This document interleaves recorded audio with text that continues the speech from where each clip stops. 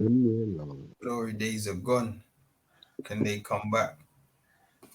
Gonna be I'm hard. sure you won't have to wait 30 years. You know what? Well, remember Skervin back in there. I said it's going to be a long time before we win the league again, you know. But that was when Ferguson was there. That last title one, that's going to be a long time, fam. So, boy, if this Ten Hag appointment don't work, fam, add another 10 years. I think so too.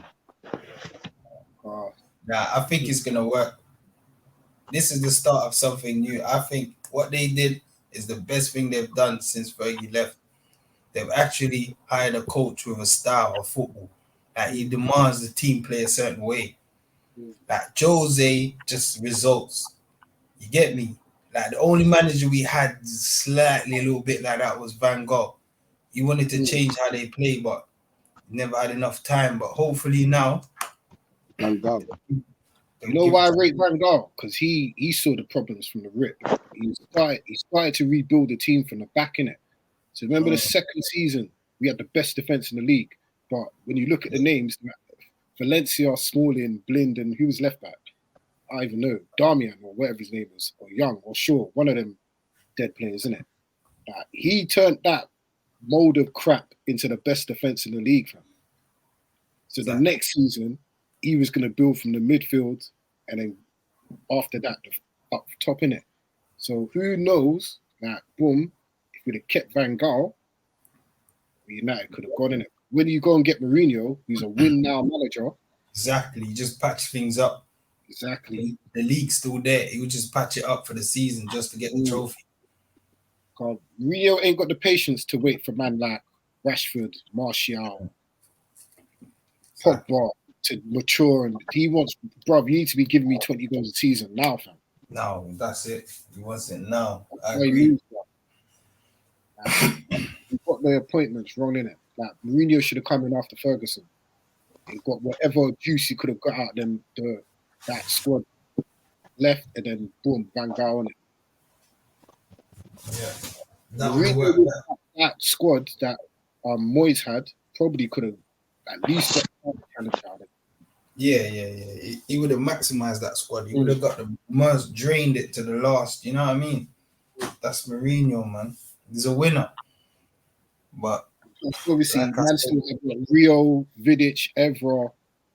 He was still there. Giggs was still there. Rooney, Van P, like them man there would have respected the hell out of Mourinho. They would have run through bricks walls for Mourinho. So 100%. You get me? Fully agree. They lost respect for Moyes because Moyes came in the dressing room talking about other teams. You can't be doing that.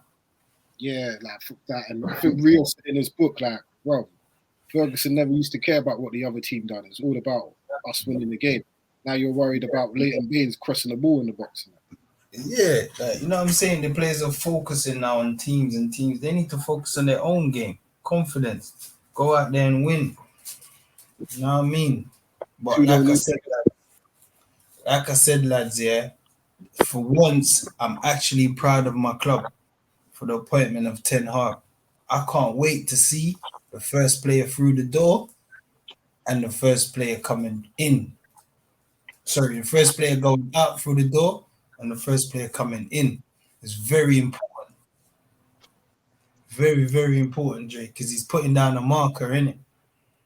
We already know all the players that's going to leave. That's our contract, whatever. I'm talking about players that's under contract that he's going to say, nah, you're surplus to requirements. You're not good enough.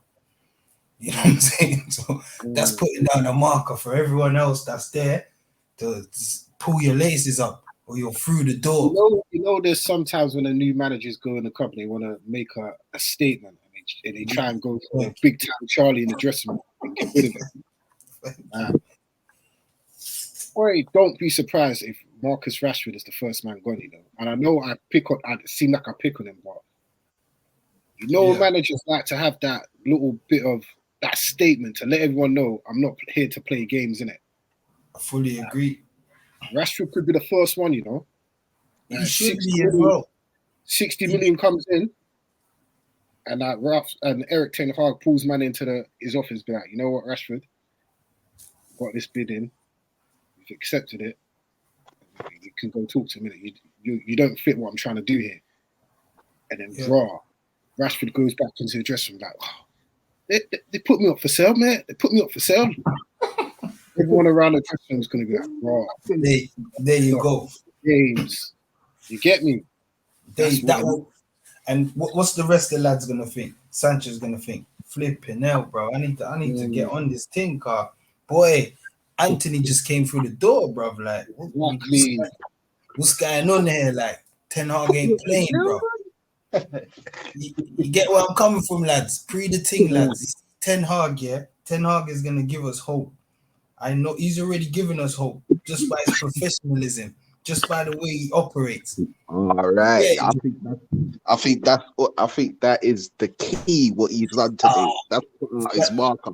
I told Drake. Remember last week, lads? I was telling you guys he should take up straight. Soon as he finished, professionalism, Drake. That's my team now. Yeah. I'm not associated with Ajax no more. He's not even going to the party, Drake. He goes, yep, there's a party, and yep, it's Man United flying into Manchester. You get me, Drake? I told you, Drake, you see these guys, yeah, they're so professionally driven that he cares about his career. He cares about, you know what I'm saying? Like what he does, he takes pride in his work. You feel me? See, all these other guys like Raf and all that, you want to come out and tell us now that you needed a striker. Ten Hag wouldn't do that, Drake. He's going to tell you straight in the interview. Like he said, we need a striker. We can keep Ronaldo, but we need a striker. So, you know what I'm trying to say? It's out there. There's no secrets around there. You know what I'm saying?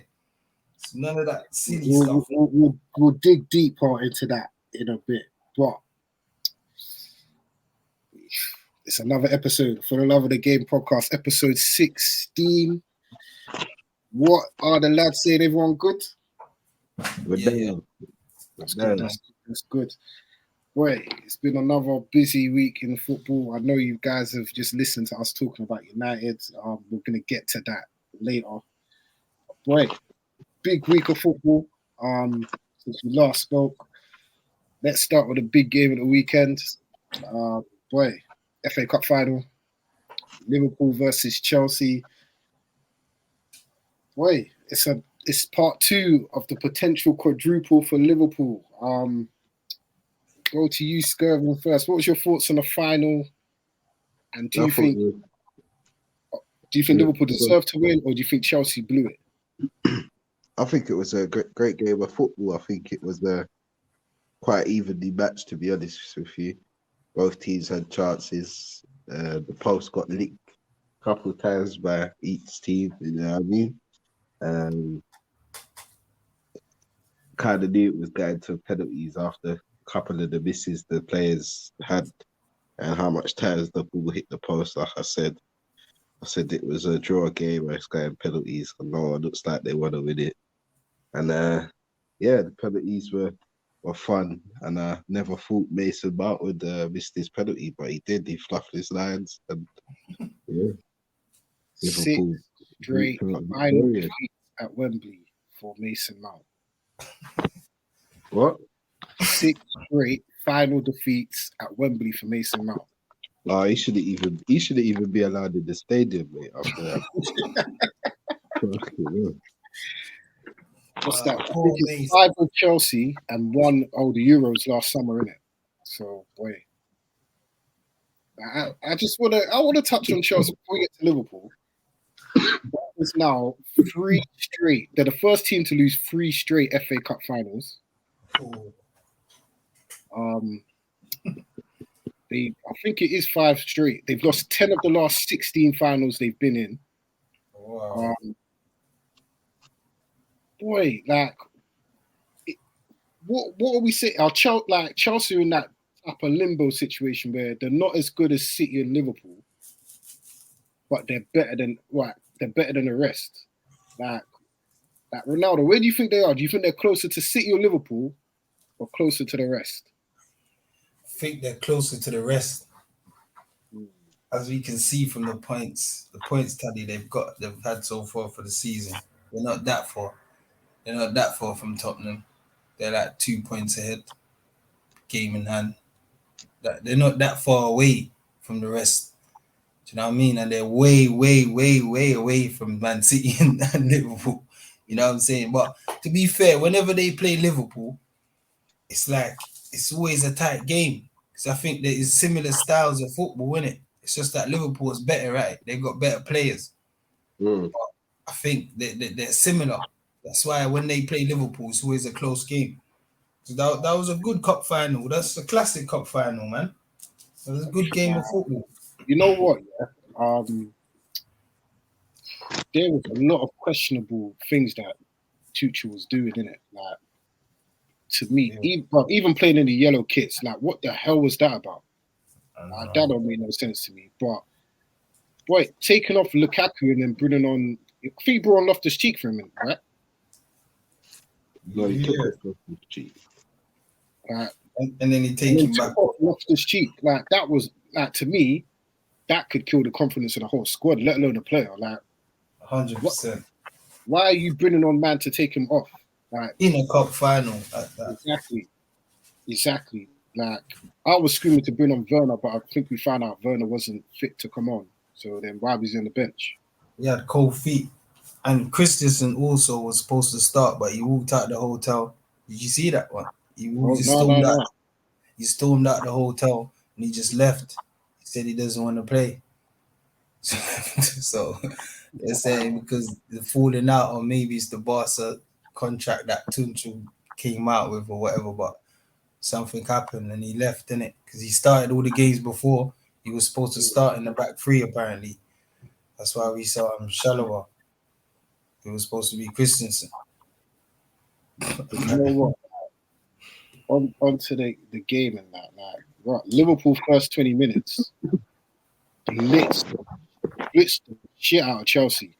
I'm thinking like, right, Liverpool scoring this first 20 minutes, it could be a cricket score at the end, but Chelsea managed to withhold that and like kind of almost got into the game sort of gone for the rest of the way. I don't think Chelsea played bad after the second half. Like Chelsea had chances in it.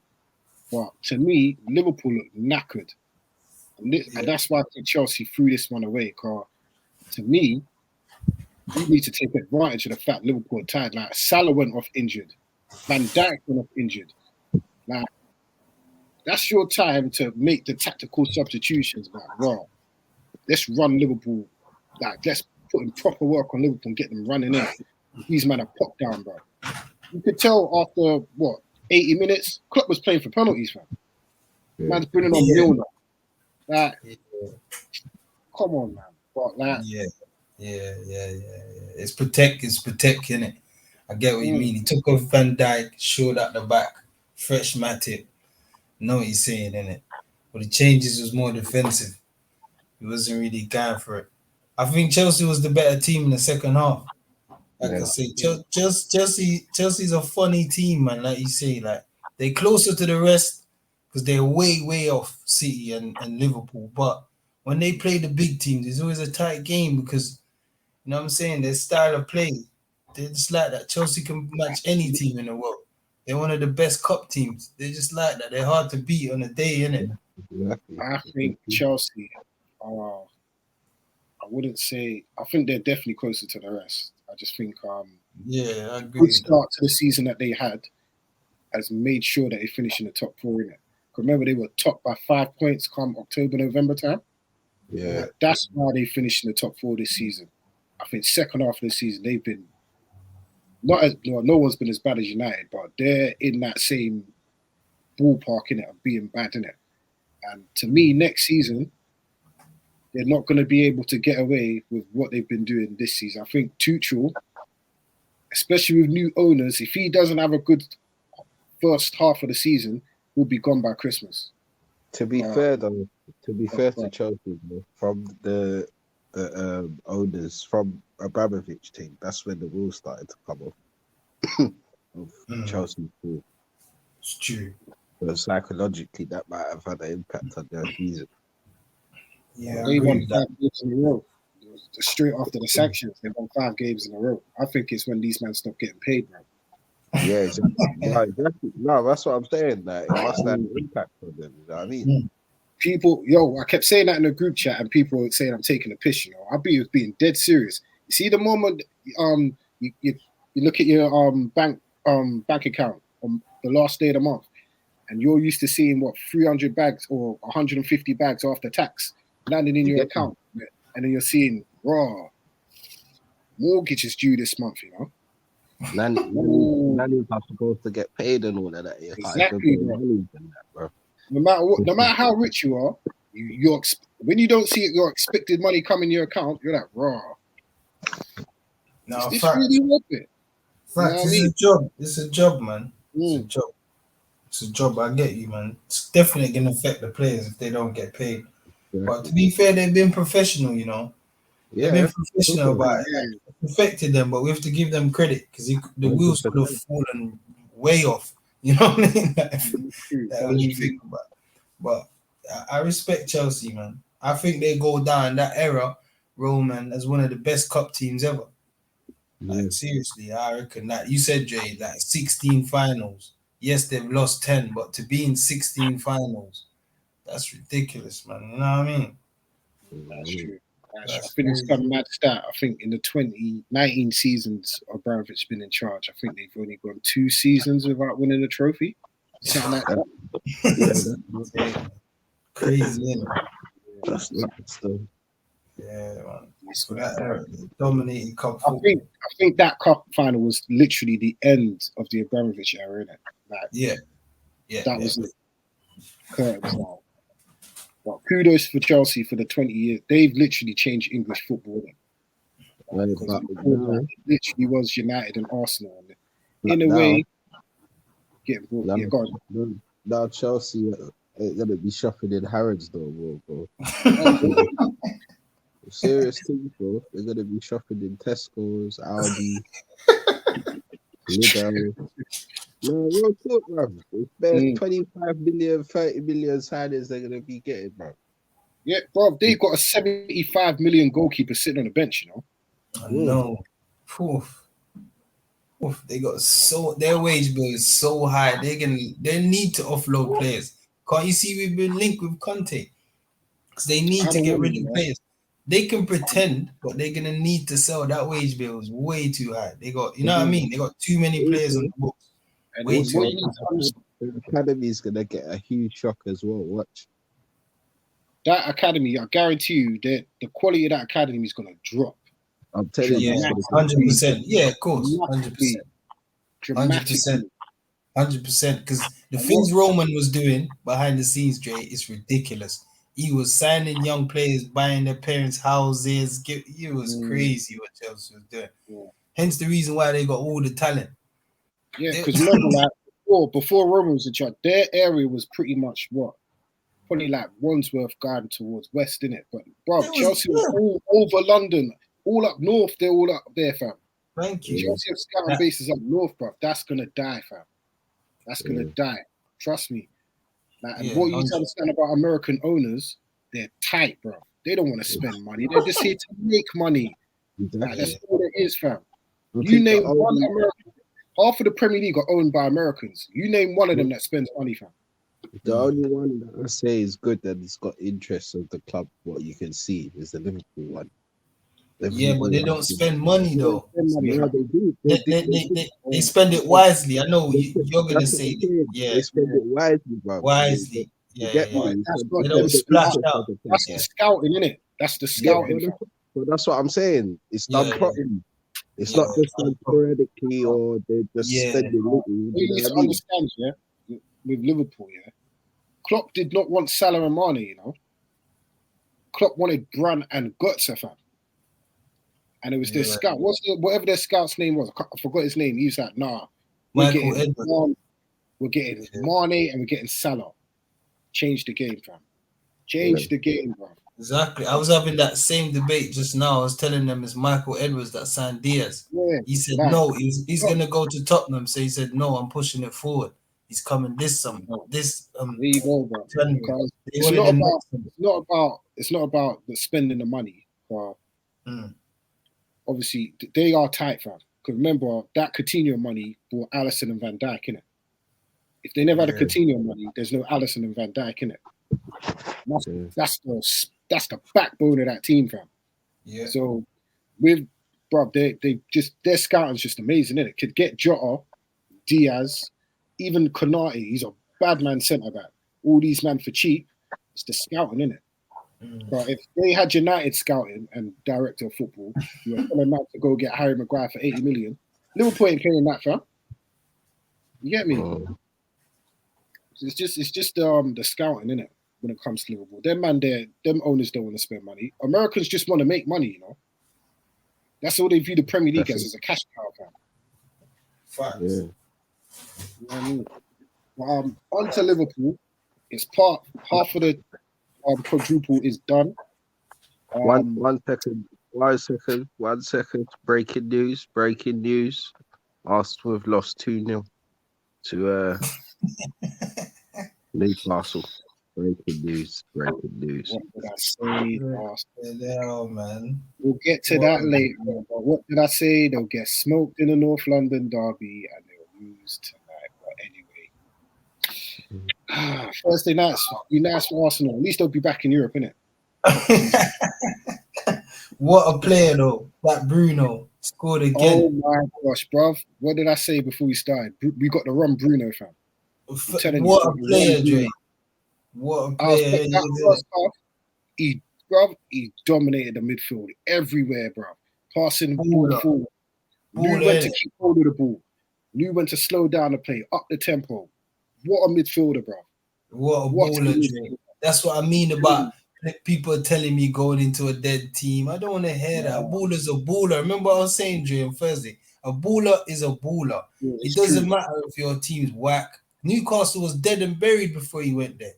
Dead and buried, bro. Look how many games they've won. That's one of the best midfield performances I've seen this season, bro. He ain't staying there for long, but then again, it's Newcastle winning. You know what I mean? Exactly. But they play good football. What I watched tonight, they look good. You can see they're trying to do something. So I rate that still. We'll get to them. In a minute. But Liverpool completed 50% of the quadruple. Man City dropped points yesterday. We'll get to them in a minute. But boy, what are we saying now? There's 6 days left of the season now. Do you think next week's pod we're going to be talking about Liverpool doing a domestic trouble?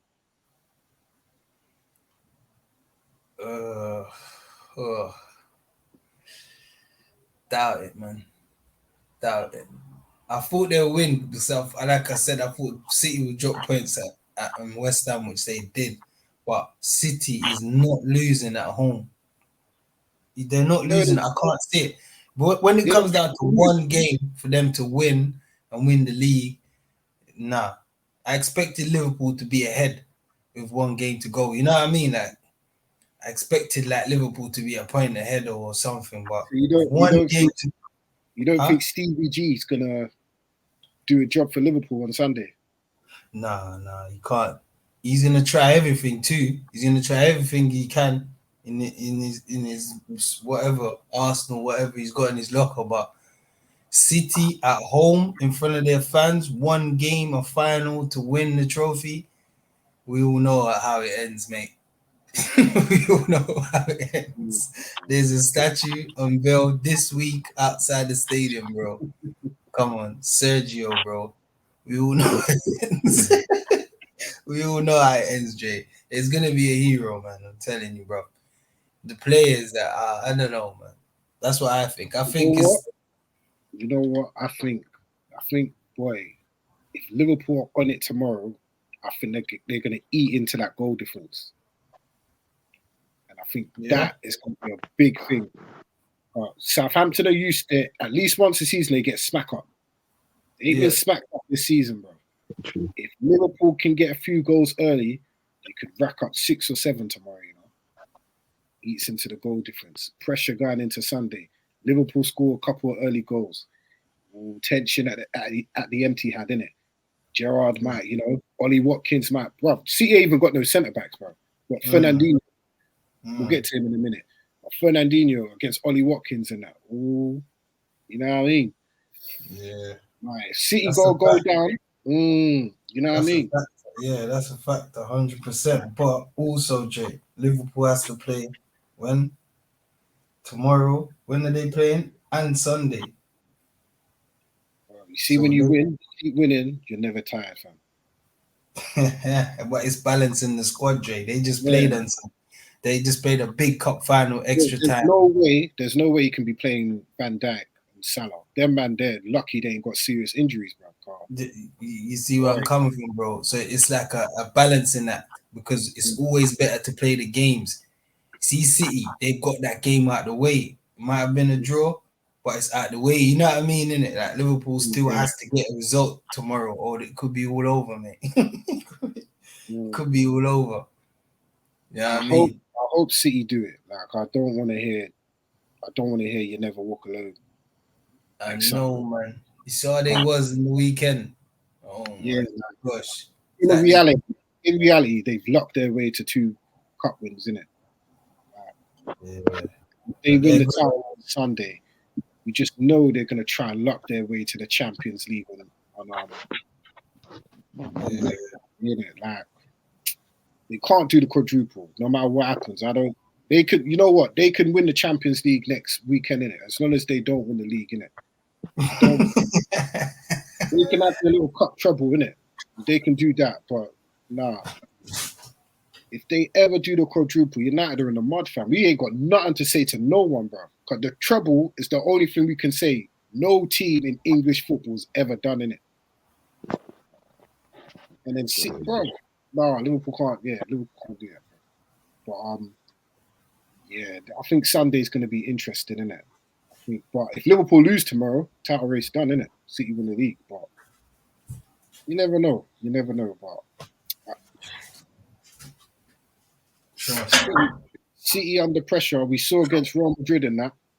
And man, they're a bit flaky. So I don't know, man. I don't know. But yeah. What are we saying now? Because we probably won't record again until after the league's done. So what are we saying? City or Liverpool? Who's going to win the league? Go to you. City. What about you, Skervin? Yeah, man, guys, City, man. City's all the way, man. I don't see it slipping away from them. That's a full house, man. We have to make sure City win the league, man.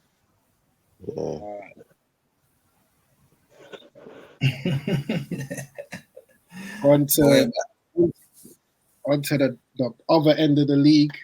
Boy, relegation battle's a bit tight as well, fam. Everton looked like they were pretty much safe, but mate, they just exploded yesterday. Wait, Super Frank, like, what are we? I think they're gonna stay up just because I think the other two are absolutely crapping it. But I agree. Yeah. What the hell were Everton doing yesterday? Like, it's like they were trying to get Lampard sacked and trying to play Championship football next season, bro. 2 standings off. Oh, God, it's good. Sorry, man. I just think that that the red cards, the amount of red cards that Everton have got just showed the total disrespect they have for their manager and the team, because it just shows that in the times that they're in, they need all the men they have, bruv.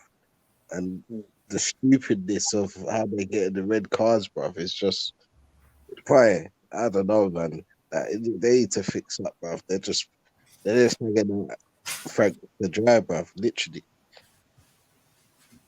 You notice Leeds are having a lot of stupid sendings off as well. Like, if you look at Dan James' tackle against Chelsea, that was a disgraceful tackle as well. But like, what's his name at Arsenal? What's his name? Ayling. Yeah.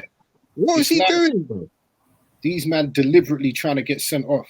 Like, I don't understand. Like, what are they doing? Yeah, what are they absolutely doing? Like, you should be. Your aim is to make sure everyone's fighting on the same wavelength, innit? Like, you're fighting for your career, bro. Cause I'm pretty sure if you get relegated, your wages will drop, innit? Yeah. Bro, the championship, you're not playing 38 games a season. You're playing 46 games, bro, and that's just the league. You get me? Exactly. The championship is the trenches, bro. Hundred. That is Iraq. That is Vietnam, bro.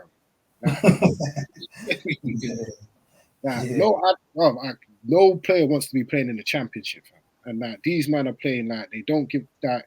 I think when it comes to American coaches as well, yeah, I don't know if it's good or they've just got some stigma against them that people just think they chat shit in it. Cause Jesse March, I'm pretty sure is not a bad coach in it. I'm not saying he's good, but he's not a bad coach in it. Like, would they be moving like this if they had, like, say, a Sam Allardyce in charge? I don't think so, would it? You get me? Like, these men wouldn't be diving into tackles like idiots, bro. No way. Sam Allardyce would probably, get up in man's face or whatever, innit? Like, Jesse Marsh is probably like, good game, lads. Well, seeing the training ground, we'll work some quarterback drills on Monday. See that? You get me? Like, that's probably how they're moving at Leeds, innit? So, I think Burnley are going to go down. But, yeah, Super Frank's got a lot of work to do with that Everton team, especially. I think Lampard's just lucky he's got to play Arsenal next. Them losing tonight, mate, that's a bit sticky. I think Everton got another game in midweek, innit? Oh, have they? Yeah, they got 2 games left. I think Burnley play on Thursday as well against Villa. And Leeds, look at the fixtures. Leeds, I think if Bielsa stayed, they would have had a better chance. I think Bielsa stayed, they got relegated, you know. You think so? I know he plays open, I agree, but he just had enough. Yeah. I think the players had enough of running around, fam. Yeah. They were at it, fam. But yeah, they were. That's what I mean. They could just win. If Bielsa was in charge, they would have a better chance of staying up these last 2 games. True. Yeah, you know what I mean? Because they play football's open, but they creative. They just score goals on the Bielsa. You know what it is, yeah? You see when you're down at the bottom in that, fam, you need to be able to play in the trenches football, innit? Yeah. These men are built for in the trench. They're not good footballers, bro. Like, what Bielsa done with this Leeds team, I give him all the respect in the world, fam. Because no team in the Premier League is queuing up to buy these players, bro. Outside of Calvin Phillips and Rafinha, no one is queuing up to buy these players, bro. They're dead. And then running around. Championship players, man. They are championship players. I remember the interpreter as well, bro. He's a G. Yeah. You also can't speak English, innit? I just come there to sit on a plastic cone in that. Everton got Palace on Thursday, and Burnley go to Villa on Thursday as well. And then final day, Burnley at home to Newcastle. Villa go to who's it? Wait, hold on. Burnley go to Newcastle. Everton go to Arsenal, and Leeds go to Brentford. So, boy, Palace will beat Everton on Thursday. I think Burnley might get a result at Villa on Thursday as well. I think Leeds might get a result at Brentford on Sunday, innit? I think Brentford are just in holiday mode, innit? But look what they did to Everton, Jay. You can't say that. They're trying to relegate. That was really because they were down to like 9 men in it. Because Everton were dominating that game before Brentford, or before the sending off in it. So, boy, Arsenal need to win that game on Sunday. Everton definitely not winning that game. So if they don't win on Thursday, Leeds might just pull one out the bag at Brentford. So, boy. Newcastle will be on the beach when they play Burnley next Sunday. So if Everton go down, it would make my season, bro. Because Super Frank is a garbage manager, innit? I agree that, but I think he's gonna stay up because the teams that he's up against, Burnley and Leeds, they're poor. They're worse than him. Like, look who's the manager for Burnley, bro. Ben Mee, bro. Flip now. Like, come on, man. You know what I'm saying? Like, they're worse than Lamps. So if it's, I reckon Burnley's going down, but it's gonna be sticky, innit? Because they know how to fight, like you say, they know how to play that type of football, just battle out a result, like a 1-0 or just. And I think, that's where Everton are going to be in prop. If they go 1-0 down against Palace on Thursday, they're going to be peak situation, bro. Cause they don't have players that are in the trenches, fam. Some of these men, they played football all season, like Dominic Calvert-Lewin, injured apparently, and Richarlison and them, man. Them man, they ain't built for. They know, even if Everton go down, I've got a move lined up. It don't even matter. I've got a move lined up after the final whistle, innit? Yeah, it's in their contract, innit? Exactly. Yeah, if they get ready. Man ain't in the trenches like that. So ain't Calvin Phillips at Everton, boy. But them man are gone. Their assets they're gonna use to rebuild, innit? Them man are gone, bro. Calvert-Lewin knows, like, raw. I could go get a move to Newcastle. He's been linked to Newcastle. Like, he's an England international, bro. Charleston starts for Brazil, fam. You get me? Like, Birdie's man are gone. I think Birdie's man are gone no matter what happens this summer, innit? Yeah. You know what I mean? So, wait. Interesting. So, let's get the predictions. Who do you think's going down? Everton, Burnley, or Leeds? I think it all depends on that result, man. If Everton lose against Palace, then I think Everton down, man. I reckon Arsenal do him in the final day. I agree. I'm saying Burnley, man. Burnley, man. I think it could be Burnley, but I think that game for Palace for Everton on Thursday is huge. If they lose that game, they've won. I think they'll win easy, comfortably. I don't think so. I think it's one of those where Palace are still going to want to play well. Like, they want to finish top half, innit? Yeah, they're gonna reserve a bit in the tank for Man United on the weekend. Yeah. I think that's the best. Oh God! Can I just say how well flipping Patrick Vieira's done? Seriously, he's galvanized the club for that from top to bottom. He's at that family events and all of that shit, bro. He's doing his thing, but potentially, because it's very tight between very tight between 13th and 9th. Potentially, Palace could finish 9th, which would be an excellent season for Patrick Vieira. Yeah, it's first season.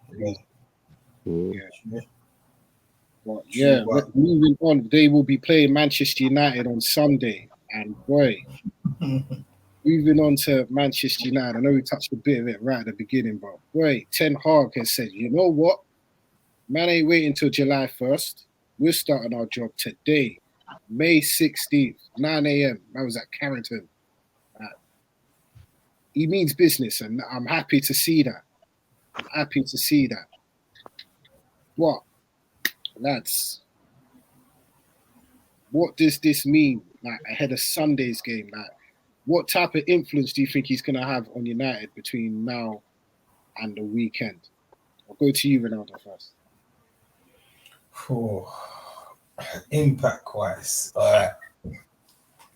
Speaking as a fan, I would love to see his input on his team, on the squad, a team talk, meet the guys after training, and just have a discussion with a few players, you know, because they've been letting the club down lately, and surely he's been watching. So I want to see him, like, just overlook the training session, just see where Raf's going wrong, you know, point out a few things that he wants to see from now, and just have an input on the squad going into the weekend, because surely that result's can affect him next season if he plays in Europa League or Conference League. So surely that's a big game.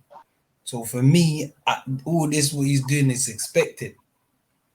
So if he's gonna do the input, like I say, as a fan, it would affect the team, selection, personnel, whatever, just in some way. But look, like from a football fan, the neutral's perspective, yeah, he's just there to get familiar with the place, meet who's, you know what I'm saying, sign a few autographs and that, see a few people, take a few pictures, you know, the technical stuff. Just do the Man United kit in the stadium, you know, for the, you know what I'm saying, man, my MUTV and stuff like that, you know, the ones that do the exclusive interviews and stuff. But yeah, man, that's it. Like,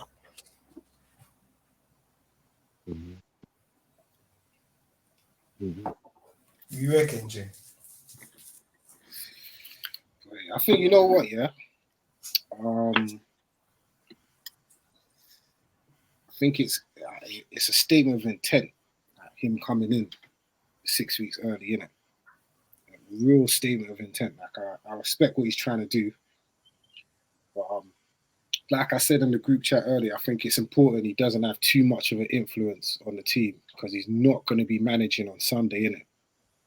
True. Like, I think if he just takes that role of just, I wouldn't even be showing face like that. I'll just be like, right. I think, like when you hear new managers coming at work, and you're like, raw. He might come in like and have a visit just to get used to his surroundings before he actually starts. I think he needs to do that. Just do that all week in it. Just make his presence felt, but just don't be seen in it. So come in, pop your head, say hello, but make sure you're not on the training pitch. Make sure you got an office that overlooks the training pitch and you're watching what these men are doing. Because like I said in the group chat, it's all about it's not about ability with some of these men, because some of these men actually do have ability. It's like the dynamics, the attitude of some of these men. Because someone won't show you who they really are to your face. They'll show you who they really are when you're not watching them, innit? And some of these men's professionalism is disgusting. We know this. We see this on the pitch. We've seen it on the pitch since January, innit? So imagine how they move on the training ground. So when Ten Hag's sitting in his little office, overlooking training, seeing Lingard and them man there out there dancing and whatever, it's like, all right, cool. He's going to be there to see who the rotten apples are, who's the leaks in the dressing room, who's the leaders, who's my potential captain, who needs to go, who needs to stay. He's going to be looking at the backroom staff, all of that. And I think in the long term, that's going to be very good, innit? But like I said in the group chat, it's important that the last words these men hear before they go on holiday are the words of Ten Hag, fam. So after that game, you go to that dressing room at Selhurst Park and lets these men know what he expects from them next season, innit? If it's July 1st, come back to training, I expect everyone back July 1st. No one ain't getting no like little extra time because you're playing internationals. Nah, July 1st, you're all back. Simple as that. Let them know, boom, Champions League next season. And we're winning the trophy. Simple. And if you don't want to play for me, if you don't want to listen to what I'm saying, out the door, fam. Simple. Yeah, but I'm just going to say, why would he turn up Monday knowing that they've got a game? He knows that if he's not going to be a positive influence, there's no point turning up. You get what I'm saying, Dre? If he knows he's going to derail the team or they lose focus or whatever, there's no point turning up. I think he's turning up with a purpose because his professionalism, he's like, this is my team now. Ralph, you're doing a caretaker's job. Get what I'm saying? Ralph already knows his role, Dre. This is why the players don't respect him. The players know Ten Hag's the manager. So for him to influence the team, this is just my opinion. So for him to influence the team, it doesn't make any difference, Dre. Think about it. That most Ralph, he ain't no manager. He's an interim guy. So the guy that you're doing the job for, it's like you're caretaking a job, and the guy that has the job is now here. Who do you think the players want to listen to? They want to meet Ten Hag. Think about it, Jake. They want to have a conversation. Because he's not going to be managing on Sunday. Imagine if man came in today and said, yo, he's going to have a team meeting. And he gasses everyone up. Yeah. Everyone's excited. Everyone wants to play it. And then, bro, for the next 5 days, you've got to listen to Ralph. Nah, he's there every day, Dre. He's there. He's at work. He's got his office now. Ralph has to move up. Ralph ain't got office no more. You see that office that Ralph had, yeah? That says manager's office. That's his. If he's going to turn up Monday morning, where is he going to go to have meetings for the whole day? Where's Ralph's office now in the cleaner's He ain't got one. He ain't got one. He has to stay in his car. He has to operate from a porter cabin outside. You know, once there, they just put something up for him. Ralph is an interim guy, Dre. He hasn't influenced the team in any way. So as a fan, yeah, that's just my, you know what I'm saying, die-hearted thoughts right now. Ralph hasn't influenced the team in any way. So for Ten Hag to step in, what's the difference? You know what I mean, Jay? How worse can it get, Jay? The last game we lost 4-0, pal. 4-0. To let Ten Hag be the manager for one day. Come on, bro. Think about it, bro. You can't, because obviously, he said he's not taking charge of the game on Sunday, so it's going to be Ralph, isn't it? So then you can't be all over everything that's going to happen this weekend and you leave it to Ralph, innit? Because these men obviously don't even want to listen to what Ralph's got to say. So these men are not going to want to play for Ralph, bro. Yeah. Yeah, your risk, if he's too much involved in what happens on the training pitch between now and Sunday, because I don't even think Ralph even knows how to articulate what Ten Hag wants to the players, innit? And these men don't want to listen to Ten Hag. I mean, Ralph, innit? So, bro, Crystal Palace last home game, they're going to be up for it. They might do us over on Sunday, innit? So it's important that he's seen, but he's noticed that the club, innit, Ten Hag, but he can't be too involved or it's been a risk. I agree though. Ralph, I agree because it's a storm right now. So he don't want to get wet when it's splashing. He doesn't want to be nowhere near it. Because if they go to Palace, like you say, and just be diabolical, like from 4-5 or 6-0, you don't want, you know what I'm saying? Then it comes out, Ten Hag pick the team. Because Ralph's, he say anything these days. You know what I mean? Like, I agree with that. They got to stay professional. But I think behind the scenes, just him being there is to give the players a lift. It's a positive, isn't it? But I agree with you, though. It's Ralph, unfortunately, that's going to manage the team. But I think about professional wise, him being there, if he won't give them a lift, he wouldn't go there, innit? You know what I'm saying? If he's gonna derail the team, he'll stay away. You know what I'm saying, Jay? So I know personally he's there to give them a lift. He's gonna meet the lads at least, Jay. But I don't think he's gonna be like having meetings with them, like Nah. Hearing Pogba want to have a chat with him, like I said. Pogba would be like, Ten Hag will tell his assistant, yo, just tell him, and we'll talk that. Just leave a voicemail or something, innit? I'm gonna get back to him. This time he ain't gonna call him, innit? That's how Ten Hag has to move, bro. Because some of these men are snakes. They snake bear managers, innit? And they will find their way to make sure that they're in the plans for next season, bro. Like Pogba is trying to keep Ten Hag sweet. Because you don't want to lose that potential 400 bags, innit? Exactly. You know what I mean? Like, he probably wants 300 bags from PSG or Real Madrid. The moment he finds out he ain't getting it, he'll run to Man United and sign that contract that was offered to him last summer, innit? Yeah. But he already found out he ain't getting it at PSG. That's why he's moved on to Juve. They've had meetings, representatives have had meetings with PSG. They refused to pay that. So obviously he's moved on to Juventus now. They had meetings today, and now he says he wants to speak to 10. So what he's trying to do, like you say, Jay, keep the offer on the table because he's got until June or what? 1st or something? June 30th, when it runs out.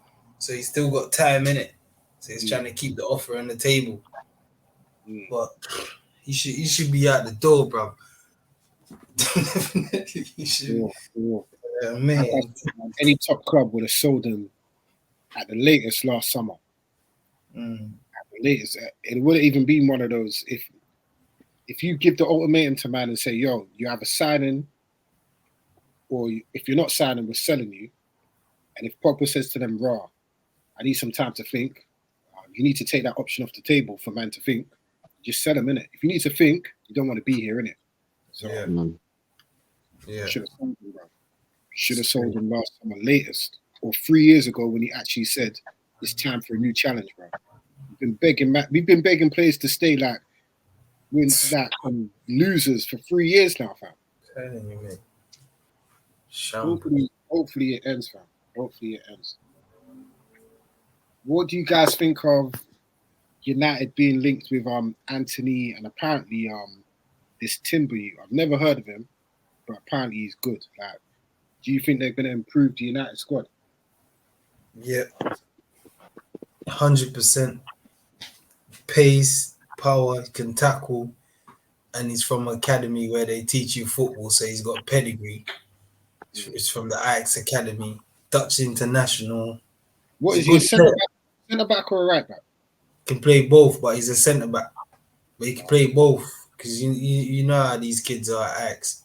Like coming through the youth system, he's played both in it. But he's played We're at getting a versatile player here.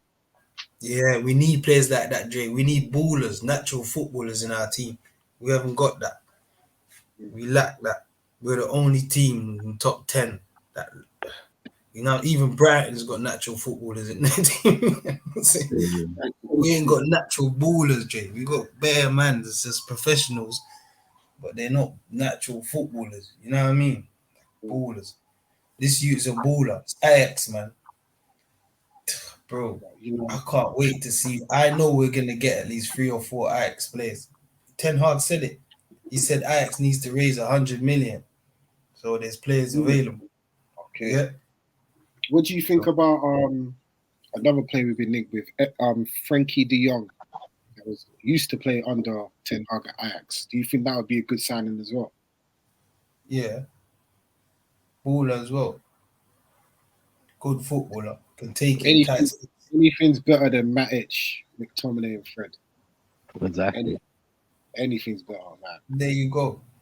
And he's a baller. Like these players are natural footballers. They got pedigree. He can take it in tight spaces. He can hold up. He's a baller. Dictate the pace of the game. Keep possession. He's a good footballer. That's what we need as well. He's a good footballer, man. We're in good hands, Jay. We're in good hands. Do you know what I mean? And you see the way Ajax is, yeah? When they recruit South Americans, they are ballers. if it's a defender, not even just Ajax, Dutch football in general. Whenever they get someone from South America, they are ballers, bro. Remember, Ronaldo, R9 Ronaldo. Where did he start in European football? PSV Eindhoven, bro. And man destroyed that league. One season, boom, Barcelona. They find ballers over there, bro. Because they're technically, With Anthony, I wanna see him, and I wanna see him. I would love to see him in a red shirt. Telling you, mate, it's gonna happen, mate. It's gonna happen. But Ten Hag said that also that if Anthony leaves Ajax, he's gonna be hard to replace because there's no one in the team like him. he said, like basically irreplaceable. Yeah. From today, that is no longer Eric Ten Hag's concern, bro. His concern today when he landed at Manchester. Exactly. United. That's what I'm saying. We're gonna get him. We're gonna get players like that because the relationship is excellent. So once they can get a replacement, that's what basically he's telling United. Once Ajax can replace Anthony, he's up for sale, bro. That's Ajax is like that. They build players. You know what I mean? I'm telling you, mate. We're in good hands, mate. So reportedly, United have 120 million to spend. Let's put our imaginary transfer hats on. We've done 120 million. Who do you think United should buy? Well, they're gonna sell players as well, so we're gonna have more money, right? And I feel like space on the wings, bro. in terms of selling, yeah, the only player that I know we're going to get good money for is probably Dean Henderson. You know, Yeah. he wants to leave. If we can get 40 million for him, then that's good business, isn't it? But everyone else, we'd be lucky if we get half of what we pay for some of these players, isn't it? So we'll just go with 120 million for now. If we sign Frankie, like, because obviously we're looking at Frankie De Jong, Timber, Anthony, also Darwin Núñez. I know Ten Hag has said he wants to keep Ronaldo, but he wants a striker as well this summer. How do you think that dynamic's going to work? Do you think Ronaldo will play every game? Do you think Núñez would be happy to sit on the bench? Like, how do you think that would work with Núñez and Ronaldo? I think Nunes will be happy with either either, mate, just to learn off the great man of Ronaldo. You know what I mean? They I can don't both think play. that- Yeah. Exactly, they could both play, as well as, Nuno could sit on the bench and all the little masterclass from Ronaldo and see what he's doing. Or Ronaldo can hold a little bench too, because he's If he getting ain't on with scored. it, you know what I mean? Yeah, And straight. let the young boy get on with things, and you know what I mean. The Ronaldo's there if he needs a little help or a little, little talk in his ear. Ronaldo's there. You get me? So I think it's perfect to hold the head up front with him. You know what I mean? Talking him through and helping him in the league. You know what I mean? Yeah. True. Obviously, if a certain number 11 beats his legal situations, we could have another player back. This keeper we've badly missed number 11 this second half of the season. Isn't it? We've missed his goals. I agree. So Goals win games, innit? Games with points. Yeah, we missing. Football's like that. Reportedly, Ten Hag said about Greenwood that he's a vital part of what he wants to do, but obviously the legal issues, we have to wait and see, innit? Having him back would be like having a new signing. Yeah. And also, Jay, you saw what he said in that statement as well. He can play left, he can play right, and he can play a what? False nine. See the football, Jay. The false nine. You see playing like that. Ten Hag and that. Having De Jong. We should get Dybala as well, Jay. Or Isco. You know what? I don't want Dybala. He turned us down a couple of years ago. And I know the only reason we come United is for money, innit? I don't want no come because it's a free. He's on a free. I don't even care, bro. He's not coming to United to win trophies or play for the club. He'll only be coming for money. Don't be surprised Ten Hag's link with him, Jay. That's his style of play. He likes ballers, Jay. I'm just telling you, he likes ballers. He can piss off. Dybala can piss off, bro. He turned us down a couple of years ago. He can go. Or even Isco. Isco's a free as well. Wait, is Isco motivated though? But these are the type of players. A motivated Isco is a dangerous Isco, you know. You know what I'm saying, Sker? Ballers in my team, Jay. We need natural ballers. Isco's a baller. Do not get me wrong. I've been a fan of Isco since the Malaga days and that. But we need ballers in our team, bro. We need ballers. I want motivated ballers, bro. I don't want ballers to get a paycheck, because United, everyone views United as a way to get paid, innit? That's how all these players view Man United for the last 10 years, bro. Everyone's come to United to get paid, bro. We need to end that whole thing now. So unless my man is motivated, then I'm all down for Isco coming, but man can't even get in the Madrid team. That says a lot to me. No, but he never was really like a first teamer for Real Madrid. I think there was maybe one season where they played him throughout. Apart from that, he held bench quite a lot, bro. Yeah. That says it all to me. Why don't you move and go and get regular first team football? Because he's happy with the money and he's in the sun, isn't he? Yeah. Exactly. So when they'll come to Manchester and just be happy with the money, innit? Yeah, and the rain. Nah, we need ballers. But I'm just saying, Jay, yeah. Remember, there's loads of players leaving our club, so our wage bill's gonna be open, Jay. I'm telling you, there's like the wage bill's going down a lot. So Ten Hag's gonna have like room to bring players in, and if these players on the free, you'd be surprised. You pick one or two of them up, man, because they're ballers. They can play in the system. You can get them to play left, right, false nine, whatever. You know what I'm saying? Don't be surprised. You know what? Even that guy, I think Atletico tried to agree terms with, is it Boubacar Camara or something? I watched a bit of baller. That's what we need in the midfield, bro. A destroyer, bro, but can progress the ball, fam. Free transfer. Go get him. Yeah. Simple. You know what I mean? We need players that are going to actually work with what we're going to do in it. Yeah. Gone are the days where we're just signing, man, because they look nice, innit? What's this I hear about Kante as well? I don't want Kante. You saying he's cooked? Finished. Kante is cooked, bro. Kante is cooked.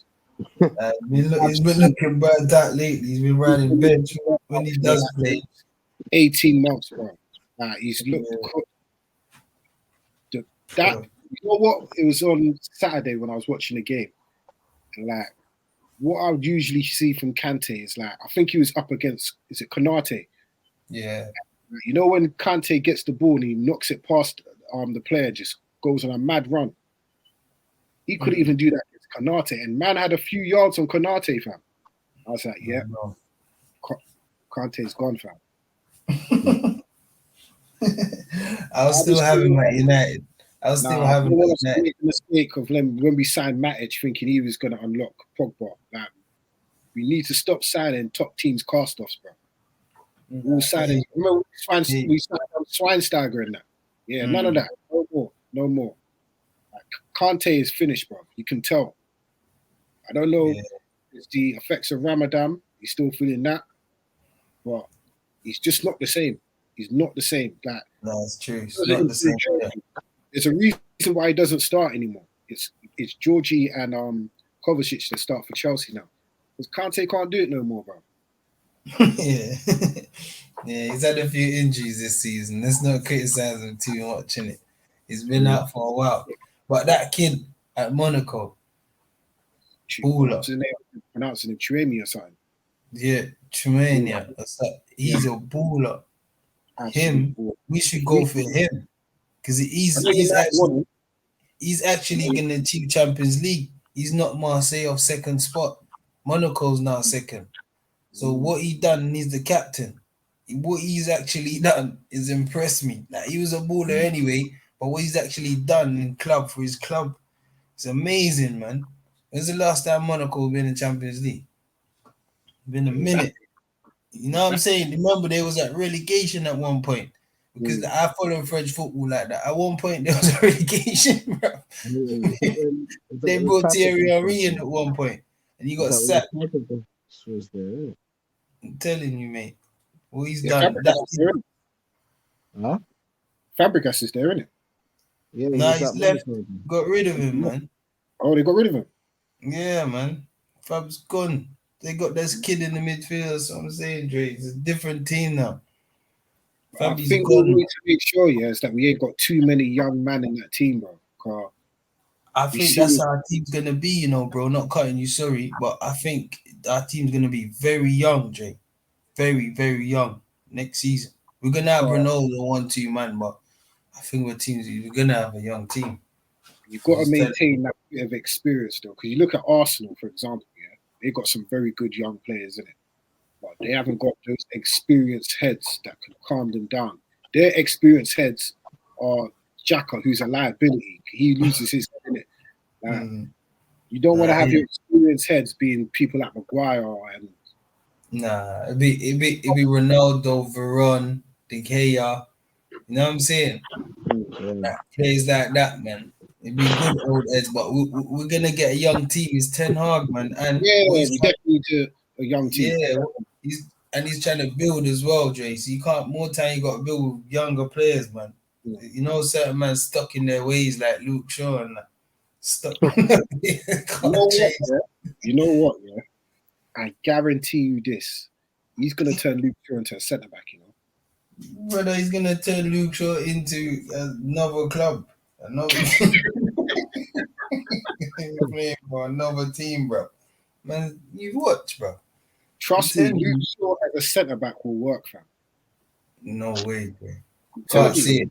Scare, what you reckon? Luke's the need for dash rain shirt, dash rain number. All right. All right. Wait, hold on. Skervin, you were a Luke Shaw fan. See, you see? Yeah, you used to back Rashford, and Luke Shaw was number 2, fam. Nah. That was, like you said, keyword was. Yeah. Like we said, major refurbishment needs to be done at Old Trafford, and he's one of them, mate. Trust me, mate. He's too stuck in his ways. Don't get me wrong, I don't rate Luke Shaw. Never have. Never have rated Luke Shaw. He should have been gone from when Van Gaal was there, innit? But I say this, like, if he can't turn him into a centre back, then sell Luke Shaw as well, innit? But I'm telling you, Luke Shaw as a centre back can work, bro. Jay, how? He can't tackle, Jay. He can, he can't tackle. He just can't get up the pitch. He can. He can't get up the pitch. He does is kick the man down, bro. He just slides the man. Esker, when's the last time you see Luke Shaw? Luke Shaw can't tackle, Dre. You probably see him in a back three. You probably see him in a back three, playing left side of a back three. Remember this day. Remember this day.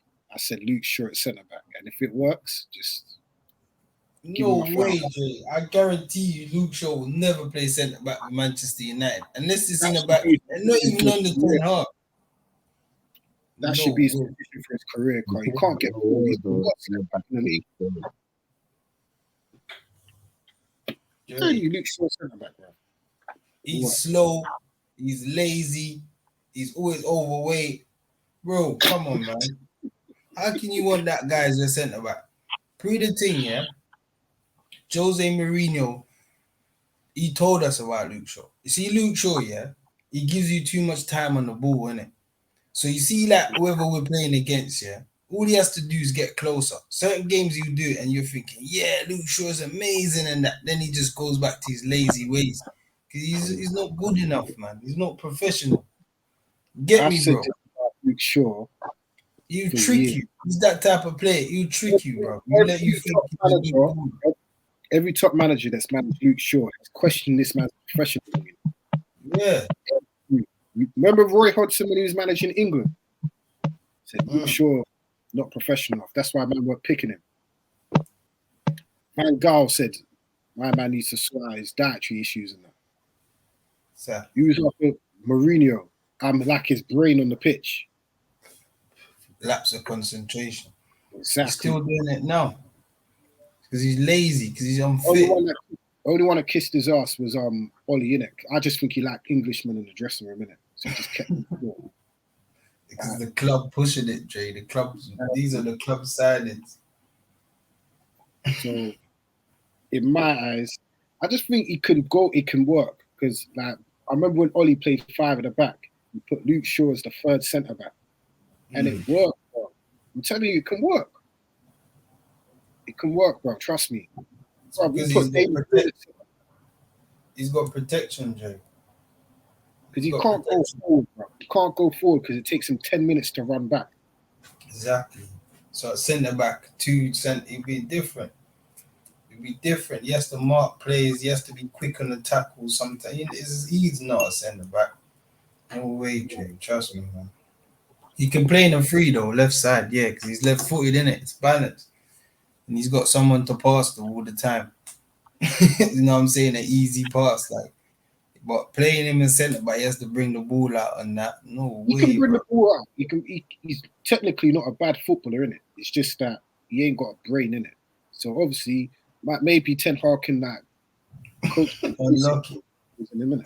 We'll see, but not a centre back. I can't even see my left back in his position because the way Ten Hag wants to play, yeah, is similar to Pep.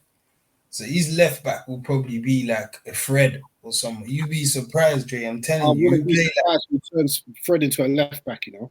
Yeah, that's what I mean. You have someone because you know what I'm saying. He has to be able to step into midfield and play football, bro.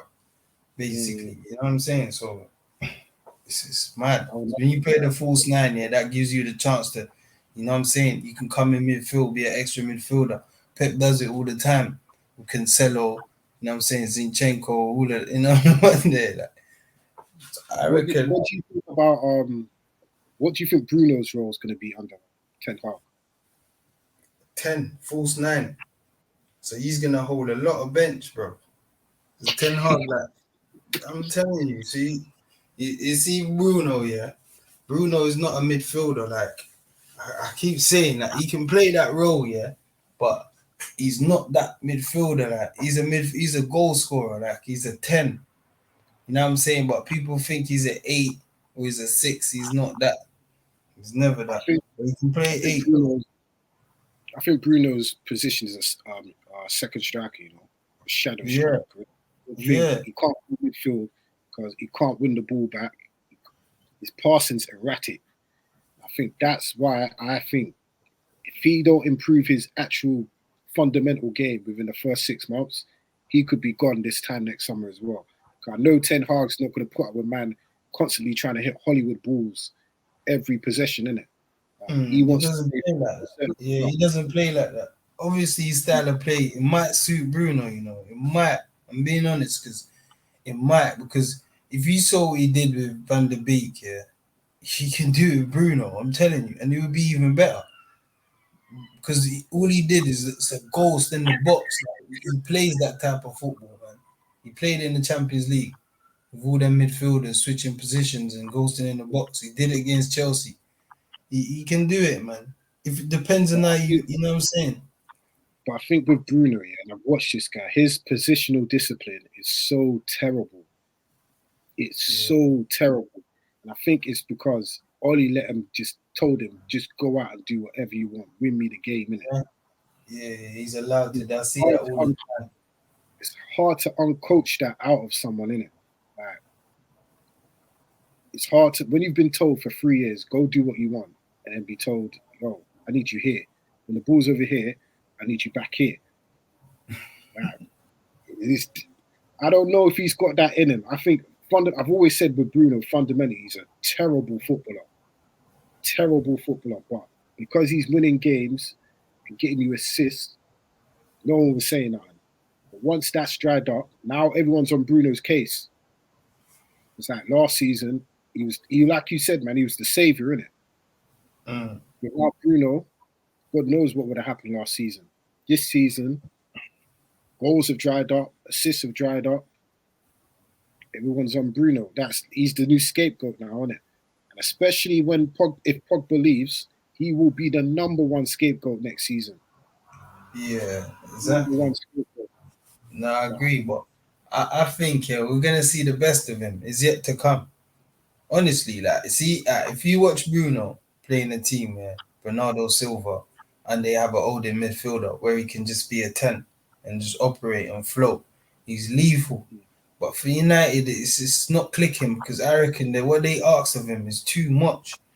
They're trying to ask him to do the tempo. No, that's De Jong.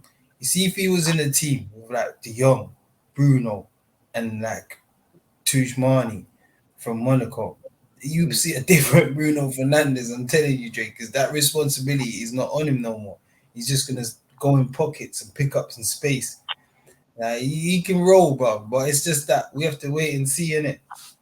But he's the only player that I can see fitting in Ten Hag's system, the way our Ten Hag plays. Seriously, I can't see no one else at the club like fitting into how he plays. Only Fred at left back, and that's it. Everyone else, obviously Christie, CR7, you know he playing any team, but that was it.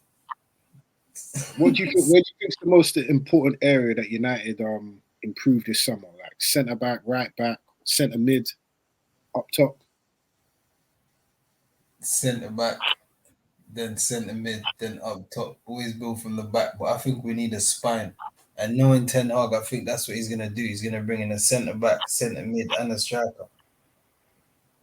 That's it. I think the centre mid is the most important area that needs to be addressed. We've been saying this for years. I don't think one centre mid is enough, because if it's just one centre mid, that to me means McTominay or Fred are starting. Exactly. It can't be that. I think 2 centre mids minimum. Bring Hannibal into the fold, and then you've got 3 centre mids, and McTominay can just play Conference League and Carabao Cup in it. To me, that's why Bruno drops deep, because the midfield is so crap. Like McTominay can't make a pass in between the lines to save his life. It's always sideways, backwards. Fred can give you one good game, and then he'll play like he's never kicked the ball in his life the next game, innit? To me, Ruben Neves, get him in. I think it's 30 or 40 million. Just sign him. Frankie de Jong.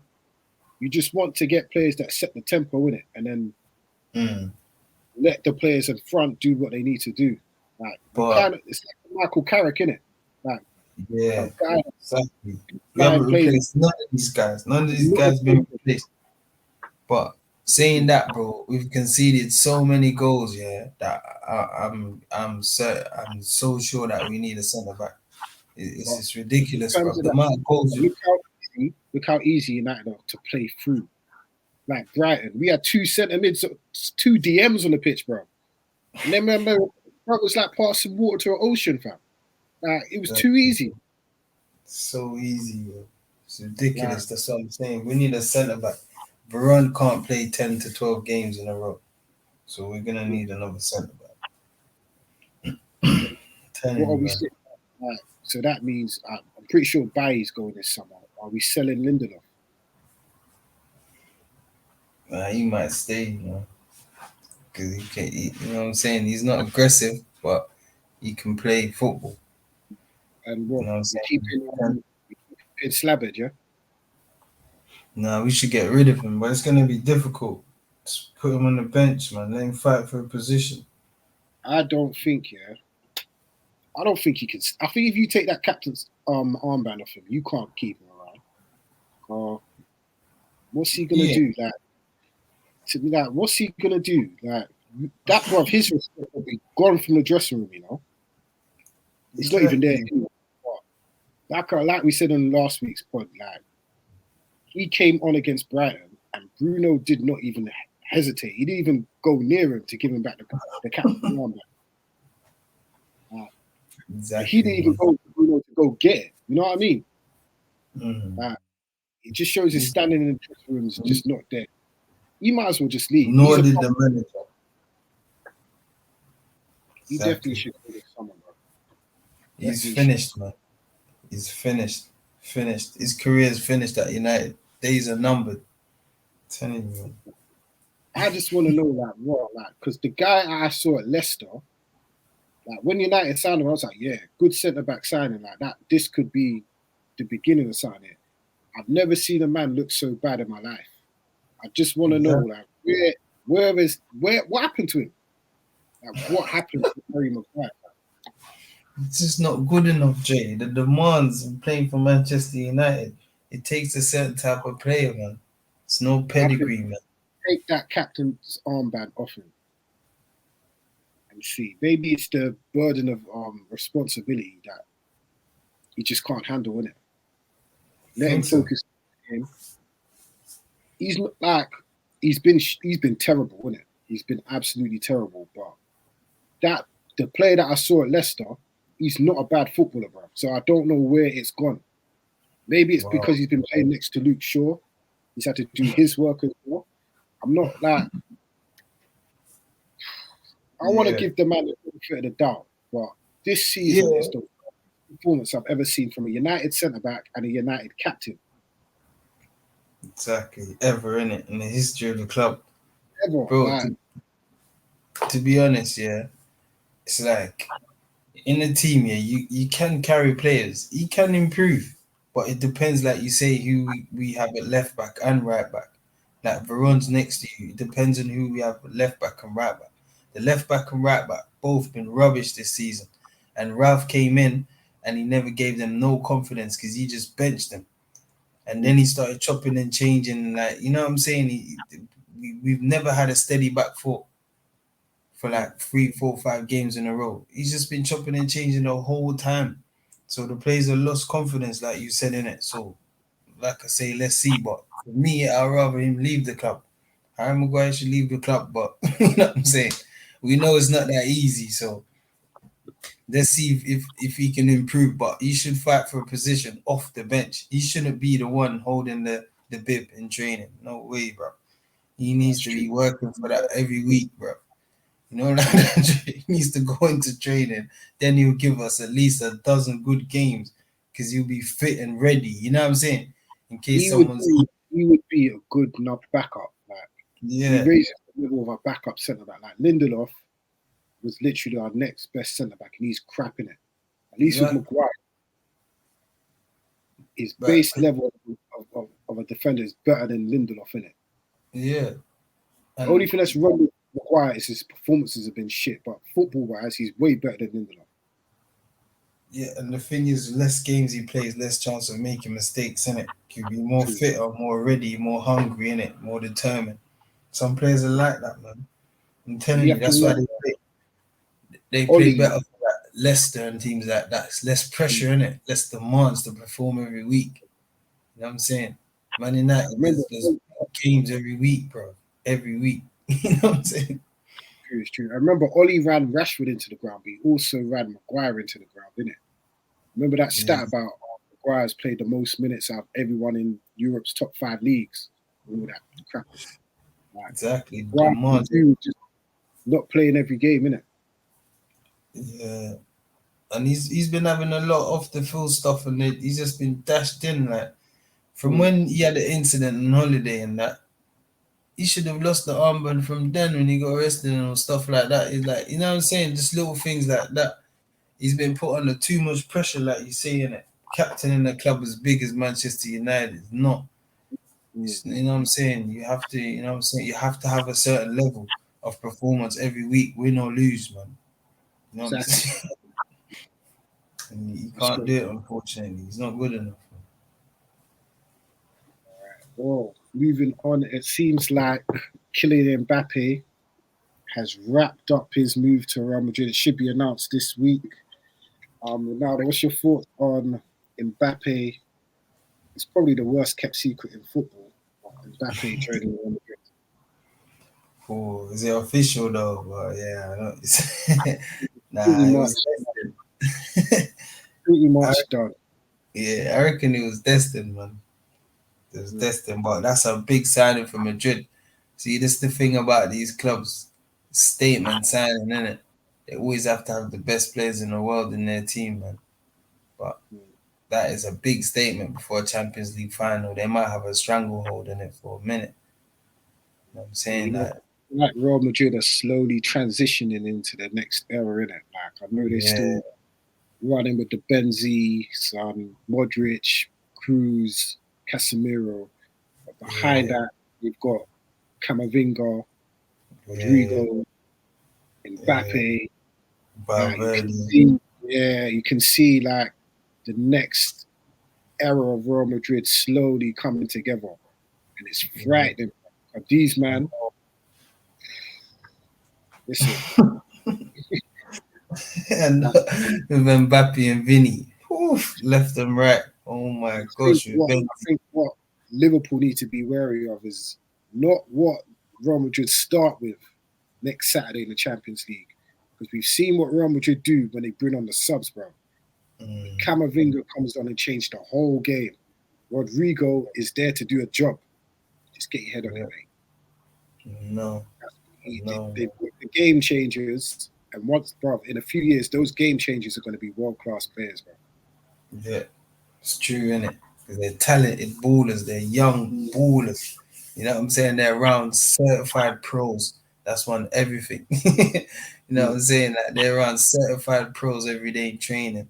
It's just that team is, when you look at it, it's a balanced team, man. Because they start off with class, technical ability, quality, and like you say, they're ending with young, talented ballers that can just win you the game. You know what I'm saying? Them themselves can just win you the game. So it's gonna be a good game next week, but it's crazy, man. We'll do the Mbappe at full, Madrid. Oh, do the mental, bro. full preview for that next week. But one thing that's been announced over the weekend is the Premier League awards nominations. I know we talked about the PFA ones last week, but the Premier League have announced their nominees for Player of the Year, Young Player of the Year, and Manager of the Year. So I'm just going to read out who's been nominated for Premier League Player of the Year. Yeah.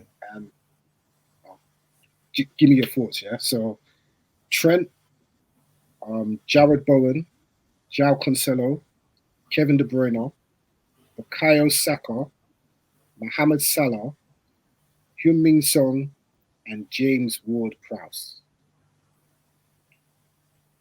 Oh, Who it's do you close. like? Before we even get to who do you think should win?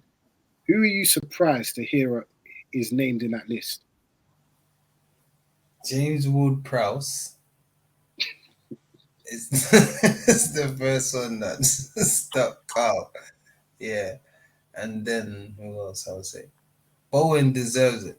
He's had an amazing season, and Cancelo he started off alright, but he's filtered out a bit. But in the beginning, he was balling. He was balling for City at one point when they won like 10, 12, something like the games in a row.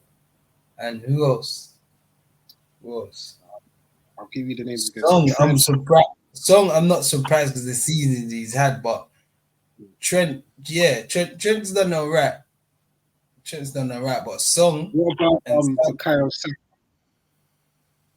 poor. He's had an okay season for his level. He's had an amazing season, but he's nothing to write home about. Like, yeah, you know what I'm saying? He scored like 10 goals or something like that. You know what I'm saying? Like, come on. You know what, I'm surprised. I don't know how James Ward-Prowse is in there. If he's in there just because he's scoring free kicks, then the standard is low, bro. Boy, I'm surprised Rudiger ain't in that, or Rodri, or even Cristiano Ronaldo, bro. When he's third top goal scorer, right? Like, Yeah. Sadio Mane or Jota, like, I'm just surprised that James Ward-Prowse, like, what's he done? No, James Ward-Prowse is like you said. He probably scored a free kick in it or two.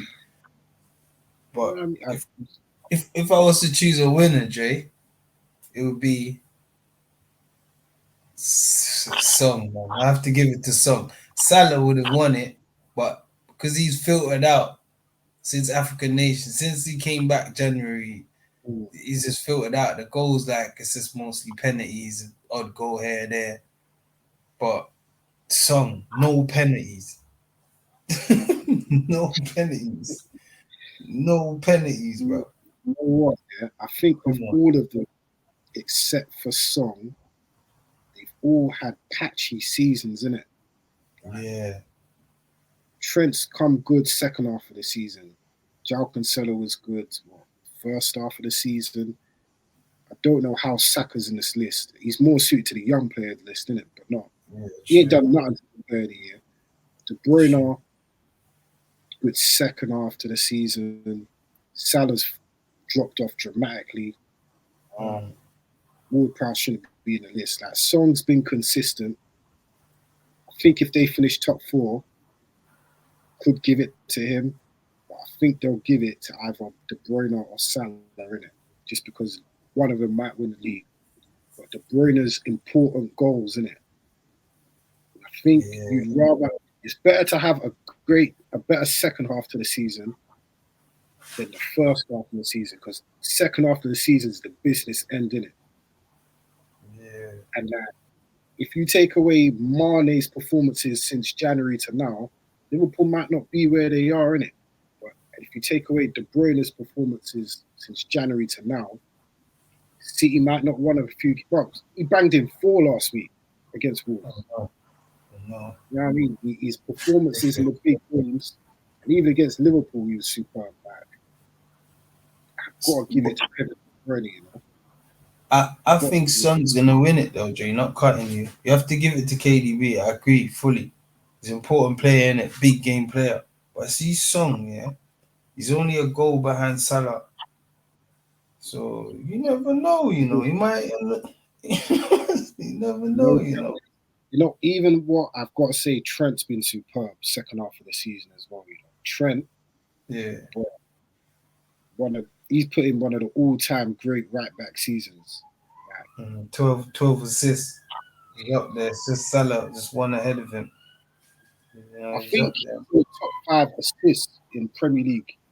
I don't know if it's Premier League history or I think he's in that top 5 list already, you know, for assists. Yeah, consistent every season.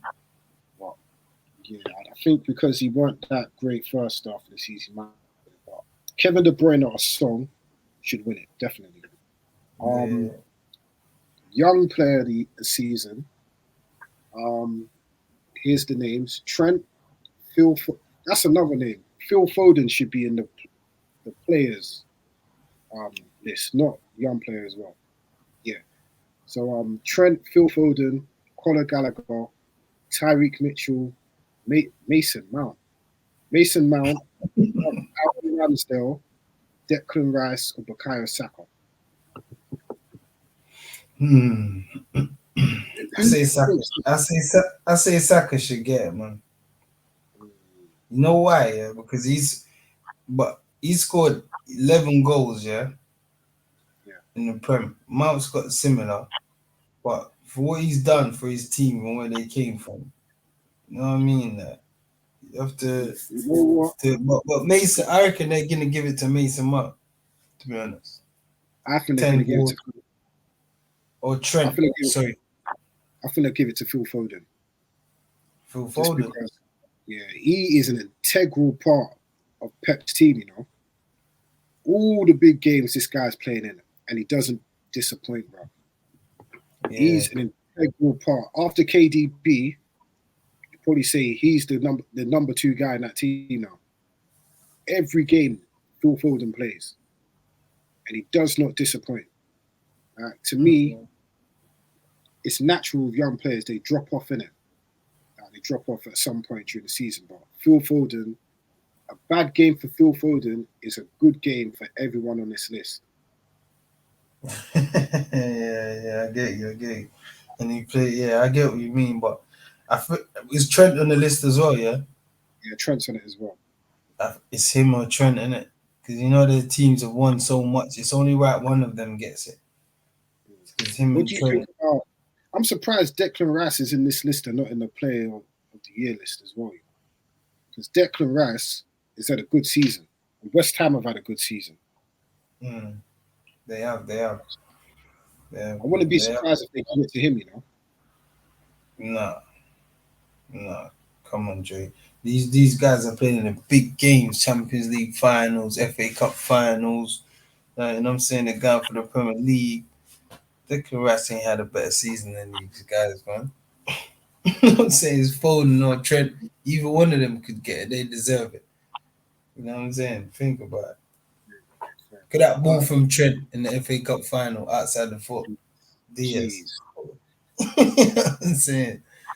These guys are balling in big games, man. Lifting trophies. This is why I rate Klopp. He's turned a centre mid into a right back. And even though, like, when they go forward, Trent doesn't play right back, bro. He doesn't do all that overlapping business. Where do you see Trent? In centre mid, bro. That's what I'm saying about 10. See, now I'm saying Luke Shaw because Chelsea did it with Reece James. Throughout the youth academy, he was a centre mid. He even captained them at one point. He's a centre mid. Look where he is now in the first team. He's a right back. Proper right back at that as well. Because they're comfortable on the ball and their passing is ridiculous. See, football's changing, bro. You know what I'm saying? It's changing, you know. It's changing, man. So who do you think is going to win the Young Player of the Year? It's hard to decide. I'll go with Trent. I'm going to go with Phil Foden. I think it does depend on. I think it does depend on who wins that league on Sunday. You know? Exactly. Big factor in it, and Champions League as well. But the league, I know what you mean, but yeah, it's close, isn't it? It's hard to call. It's a hard And one. then Manager of the Year nominations. I've got Thomas Frank, our Brentford manager, Pep Guardiola, Eddie Howe, Jurgen Klopp, or Patrick Vieira. Phew.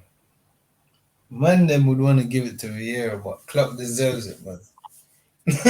Klopp deserves it. I ain't gonna lie.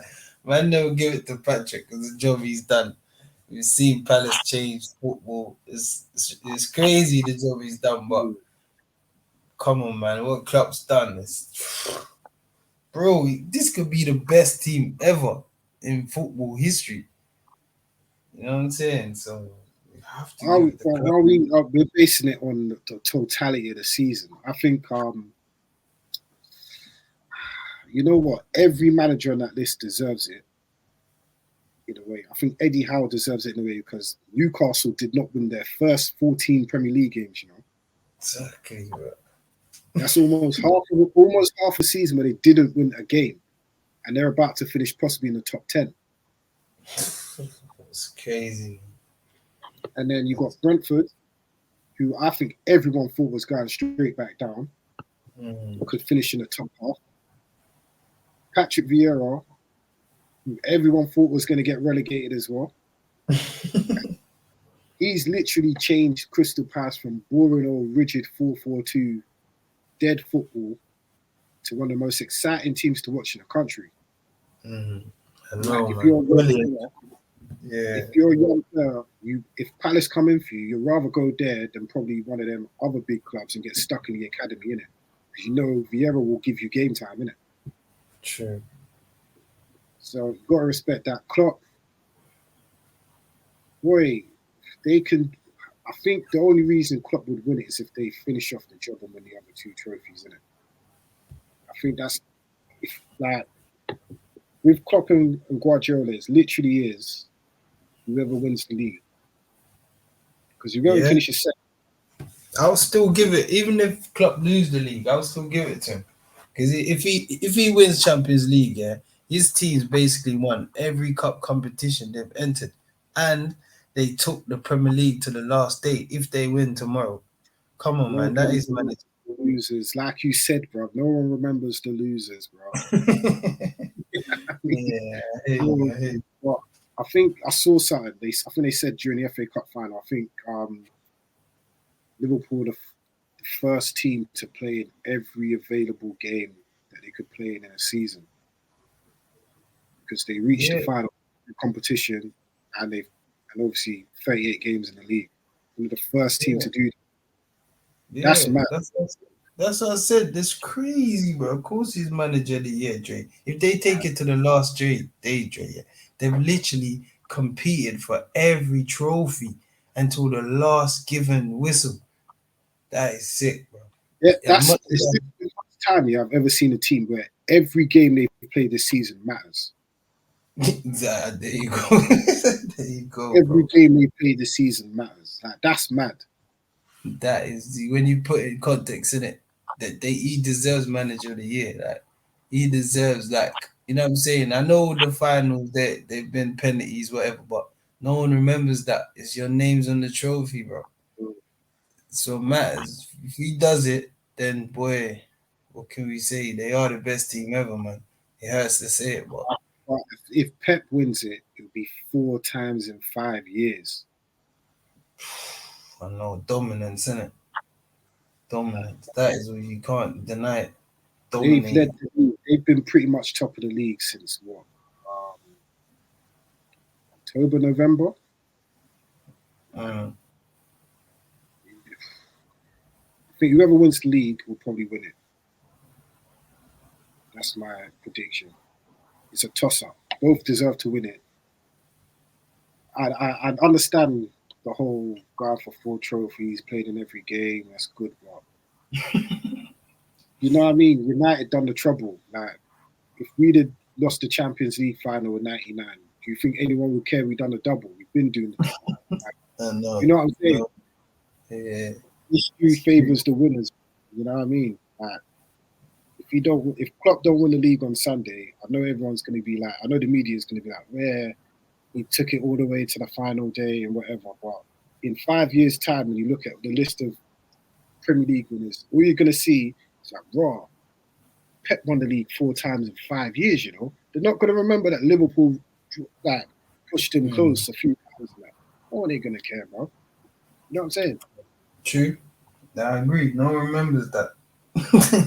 Over time, you forget that. Yeah. Well, it's like boom. When you remember United won the treble in '99, does anyone really talk about raw? Arsenal took it to the final day. You know, no one will remember that, fam. No one don't really talk about the FA Cup semi-final where Giggs ran past everyone. They just remember United beat Newcastle in the final, bro. Yeah. So yeah. it would be mad if they. I don't want Liverpool to obviously do it, but boy, if they win 4 trophies, they literally completed football, bro. Zach, innit? Cheat code. It's like, wow. It's like, wow. Are they that good of a team? And Have if to they give it win, to them. you can't even say that they don't deserve it. You know what I'm saying? Like this is one of the best teams I've ever seen, bro. Liverpool, like they're ruthless, bro. Like they could have a bad day or a bad game for like 60 minutes, and then within the space of 10 minutes, they'll bag 2 goals. Game done. Like, That's professional, Jay. See how players come back hungry. Look at the season they had last season. They just come back with venom. and look how close they were to missing out on the Champions League, and they literally almost missed out on finishing the Champions League spots. And look at them, a year later, Champions League final. Exactly.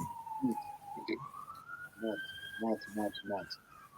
Man, innit? Professionals, man. We need that. But yeah, man. It would be crazy if they do it. They pull it off. It'd be crazy. It'd be nuts, bro. You'd have to give them their flowers. I'm telling you, man. Bro, I remember like a decade ago, I used to always give Liverpool fans flack, bro. I was like, bro, you ain't never seen a team win the league, bro. Like, all them times, and look at it now, fam. Was it 3 Champions League finals in 4 years? No. Dominating football now, innit? And it doesn't. The future looks bright for them as well, mate. I'll tell you that. Exactly. Yeah, so what are you saying? Klopp's going to win Manager of the Year, yeah? Yeah. For me, he deserves it. Regardless if he wins the league or not. I think whoever wins the league will probably win it. But I think what Eddie Howe's done really deep is mad. They literally went the first half of the season without a win. And then to be in a position where you can finish in the top half. I don't know. I think I even said it on here, like, bro, I said, bro, Eddie Howe's gone now. He ain't gonna sort this team out. From certified relegation. Building blocks next season, and if they get the right players in the summer, Newcastle will be fighting for top 4, bro. Trust me. Top 4. Yeah. They're definitely going for European spot next season. Yeah, 100%. Even, bro, if Crystal Palace do the right business, Crystal Palace should be looking at that as well. Conference League football. Why not? I mean, so great. Yeah, Crazy. I'm gonna go. I think City League, so I'm gonna go with Pep to the manager. Yeah. If he wins it, you can't say he don't deserve it. You know what I mean? Exactly. Top of the league since pretty much October now, so yeah. That wraps up another episode for the Love of the Game podcast. Myself, Dre. Ronaldo, you got any final words? Yeah, just know the future's bright, United fans. Yeah. Look to the future, because the present is a bit bleak. But yeah, man, love. Yeah. The only good thing about this weekend is that United didn't play, bro. That's the best thing. United didn't play. Yeah. Yeah. Don't forget to like, share, subscribe, tell your friends, tell your mom, tell your dog. Yeah. Keep supporting the team, people. But yeah, we're out. Peace. Yeah. Love, bro. Cool.